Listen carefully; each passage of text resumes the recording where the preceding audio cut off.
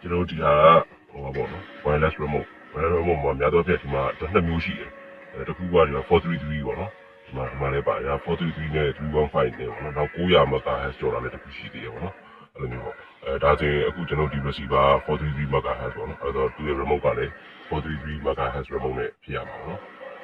်ဒါဆိုရင်ဒီနှစ်ခုကသုံးလို့ရတယ်အဲ့လို frequency တူရမယ်ပေါ့နော်အဲ့တော့ဒါ receiver ဒါဒီလိုမျိုးပဲသုံးလို့ရတယ်ပေါ့နော် receiver မှာဆိုရင်ကျတော့ကျွန်တော်ဒီမှာဆိုရင်receiver ကိုကျွန်တော်တွဲတဲ့ပုံစံကကျတော့ဒီ wiring တိုင်အောင်လဲကျတော့ဒီမှာပေါ့နော်ဒါဆိုရင်ဒီဘက်အစုံဆုံးတစ်ခုကအစုံဆုံးတစ်ခုက minus ဒီတစ်ခုက plus နော်အပေါင်းတို့ကကျွန်တော်ဒီမှာထည့်ရမှာတွဲဖို့ပေးရမှာပေါ့နော်ဒါပေမဲ့ကျွန်တော်က9ဘူးနဲ့လေသူကအလုပ်လုပ်တယ်တွဲဖို့ပေးနိုင်တော့ပိုကောင်းတာပေါ့နော်အဲ့တော့သူကဒါ power ပေးမယ်ဆိုရင်ဒီကပေးလိုက်ရုံပေါ့အဲ့တော့ဒီမှာကျွန်တော်က9ဘူးကနှစ်ဆပေါ့နော်ဒါဆိုရင်အဖြူကနှုတ်ဒီအစိမ်းလေးကအပေါင်းပေါ့နော်ဒီညမှာကျွန်တော်ခလုတ်တက်လိုက်မယ်ပေါ့ဒါဆိုခလုတ်ဖွင့်လိုက်မယ်ဆိုရင်ဒီ battery ကဒီကိုချိန်ပြီးသားဖြစ်သွားမယ်ပေါ့နော်အဲ့တော့ဒီမှာတော့ဒီထဲက wire တိုင်အောင်လည်းအတိုင်းပဲဒီဘက်အစုံဆုံးကအနှုတ်ကအစုံဆုံးအဖြူလေးဝင်ထားတယ်ဒါကအစိမ်းကကျတော့ဒီတစ်ခုပေါ့နော်ဒီမှာဝင်ထားလိုက်ဒါဆိုရင်ဒီသူ power ပေးတာပြီးသွားပြီ power ပေးတာ okay ပါပြီနောက်တစ်ခါကျတော့ကျွန်တော်ကဘာလုပ်အောင်မလဲဆိုတော့ကတိကို power ပေးရမယ်ပေါ့နော်ကတိကို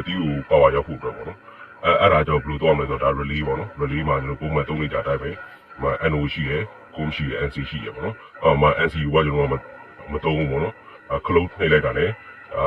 ဒီ NO ရဲ့ကုန်းဆိုတာပုံမှန်တိုင်းဆိုရင်ဒါဒီနှစ်ခုကလွတ်နေမှာခလုတ်နှိပ်လိုက်တဲ့အချိန်မှာဆိုရင်ဒီ NO နဲ့ကုန်းကသွားထိသွားမှာဖြစ်တဲ့ကြောင့်ကျွန်တော်ကဒီကတော့ကတိကိုချိန်မယ်ဆိုရင်ဘယ်လိုချိန်လဲဆိုတော့ဒီမှာအဖြူကကျွန်တော်ဒီကနေပြီးတော့ပြန်ကူးထားတယ်နော်ဒီဘက်အစုံဆုံးအနှုတ်ကနေပေါ့နော်အဲဆိုအနှုတ်အဖြူကဒီကိုဓာတ်ရိုက်လာတယ်ပေါ့နော်အဲဒါကတိကအနှုတ်ကဓာတ်ရောက်နေပြီလားနော်နောက်အပေါင်းကတိကိုအပေါင်းပေးဖို့ကကြတော့ဒီကမရွှေရလာတဲ့အပေါင်းကဒီစက်ကစ်ကိုပါဝါပေးထားတဲ့အပေါင်းရှိတယ်အဲ့ဒီအပေါင်းကနေဒီဟာလေးနဲ့ကူးပြီးတော့ကျွန်တော် NO လေးကိုဝင်ထားတယ်အဲဆို NO လေးကအပေါင်းကရောက်နေပြီဒီခလုံးနှိမ့်လိုက်တဲ့အချိန်မှာဆိုရင်ဒီ NO နဲ့ကုန်းကသူကသွားထိသွားမှာပေါ့နော်အထဲမှာသွားထိသွားမှာဖြစ်တဲ့ကြောင့်ဒီဘက်အစိမ်းမှာအပေါင်းထွက်သွားမယ်အဲ့လိုမျိုးအဲဆိုဒီဘက်ကတိကကျွန်တော်ပါဝါရောက်သွားပြီအဲ့တော့ဒါတက်ရမယ့်ပုံစံဒီလိုမျိုးလေးပေါ့နော်အဲ့ဒီကတိကကျွန်တော်နိုင်ဖို့ထွက်သွားပြီပေါ့အဲ့လိုမျိုးတော့ဒီအမျိုးလေးနဲ့ဒီအတိုင်းပေါ့နော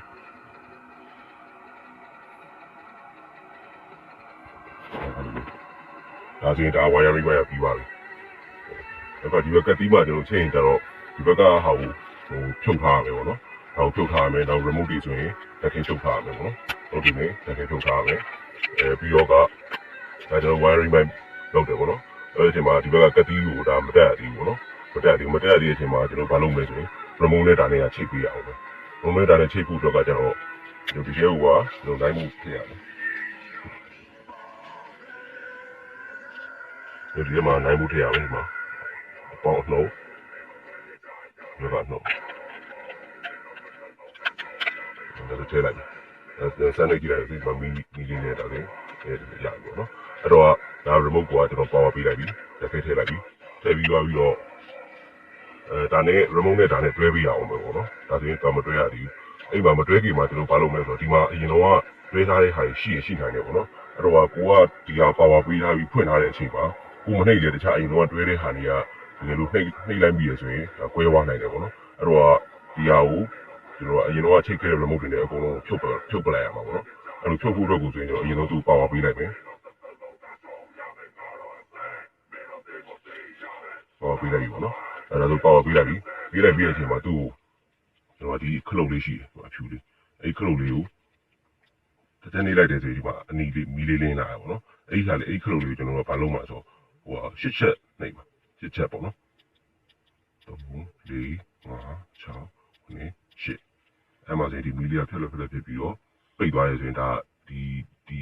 receiver မှာအရင်တော့တွဲခဲ့တဲ့ remote တွေကအကုန်ဖြတ်ပြီးသားဖြစ်သွားပြီပေါ့နော်အဲ့လိုမျိုးဖြတ်ပြီးတဲ့အချိန်ကျတော့မှလည်းကျွန်တော်သုံးမဲ့ remote နဲ့ချိန်မယ်ပေါ့နော်ချိန်မယ်ဆိုရင်ဒီမှာ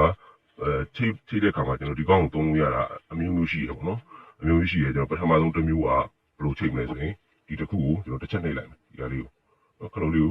တစ်ချက်နှိပ်လိုက်မယ်ဆိုရင်မီလေးရင်းလာနိုင်မယ်ရင်းလာတဲ့အချိန်မှာဒီကျွန်တော် remote ကနေပြီးတော့ကိုနှိပ်ချင်တဲ့ခလုံးပေါ့နော်ဒီဘယ်ခလုံးနဲ့ဒီ receiver on မလဲပေါ့အဲ့ဒီပုံပြီးတော့ကိုနှိပ်ချင်တဲ့ခလုံးကိုနှိပ်ရမယ်ပေါ့နော်ဒါဆိုကျွန်တော်တစ်ကိုနှိပ်လိုက်ဒါဆိုရင်မီလေးကပြက်လက်ပြက်ပြီးပိတ်သွားမယ်ဒါဆိုရင်ကျွန်တော်ဒီ remote ရဲ့ number 1နဲ့ ဒီကနေချိန်ပြီးသားဖြစ်သွားပြီအဲ့တော့ကျွန်တော်ဒီမှာတစ်ကိုနှိပ်လိုက်မယ်ဆိုရင်ဒါပွင့်နေပြီလှုပ်လိုက်ပြီဆိုရင်ပိတ်သွားမယ်နှိပ်ထားဆိုရင်ပွင့်နေပြီလွှဲတယ်ဆိုရင်ပိတ်သွားမယ်ဒါတစ်ခုပေါ့နော်အဲ့ဒါဆိုရင်ကျွန်တော်ကသုံးညင်ပြီဆိုရင်ဒါနဲ့ကချိန်ပြီးသွားပြီပေါ့ချိန်ပြီးသွားတဲ့အချိန်မှာဒါနှိပ်လိုက်တာနဲ့ဒီမှာ9ဖို့ထွက်နေပြီပေါ့အဲ့တော့ကတိကပူလေးချရောက်သွားပြီနော်အဲ့တော့ကနောက်ဒါတစ်မျိုးပေါ့နော်နောက်တစ်မျိုးကကျတော့ကျွန်တော်ကသူ့နောက်တစ်မျိုးချိန်တဲ့ဟာပေါ့နော်နောက်တစ်မျိုးမချိန်ခင်မှာကျွန်တော်ခုနချိန်ထားတဲ့ဟာကိုပြန်ဖြုတ်လိုက်မယ်ပေါ့နော်ဒါဆိုရင်ရှင်းချင်နေမယ်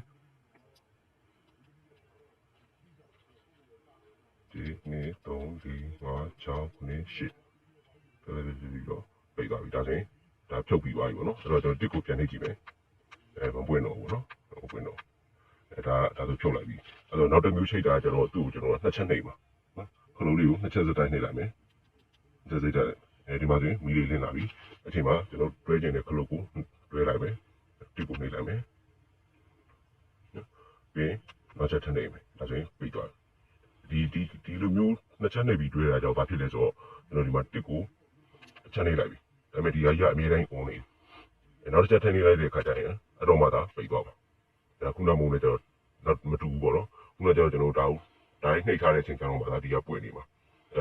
အခုနှစ်ချက်နှိပ်ပြီးတော့တွဲတဲ့ဟာကျတော့နောက်ပထမတစ်ချက်နှိပ်လိုက်ရင်ဒါတော့ရှောက်ဝင်နေမယ်နောက်တစ်ချက်ထပ်နှိပ်လိုက်ရင်ပိတ်သွားမယ်အဲသူက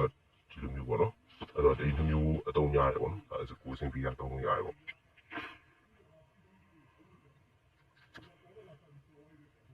ကျွန်တော်ဆရာမဟိုဒီရဆန္ဒပေးထောင်ကြော်ရနော်